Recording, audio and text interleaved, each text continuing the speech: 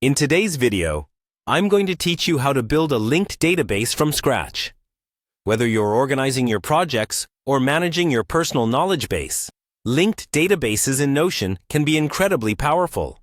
And don't worry, this is easier than it sounds, and we'll walk through it step by step. Let's start by heading over to Notion. If you're not already familiar with it, Notion is a versatile tool that can be used for wikis, docs, and project management, all in one connected workspace. So, first things first, navigate to your Notion account. If you haven't logged in yet, go ahead and click on the Login button, which you'll typically find at the upper right-hand corner of the page. Enter your credentials to access your account. If you're new to Notion, you may want to take a few moments to explore the Notion home, where you can see your various pages and workspaces. Once you're at the Notion home, find a page where you'd like to build your linked database.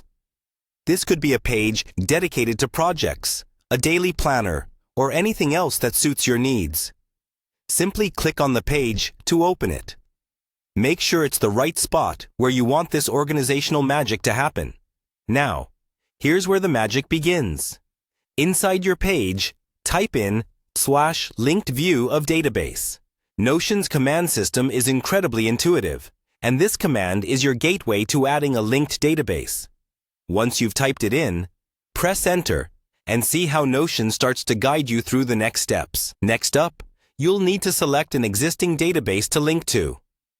Notion will show you a list of databases that are available in your workspace. This is where the power of linked databases shines, as you can pull in data from any of these existing sources.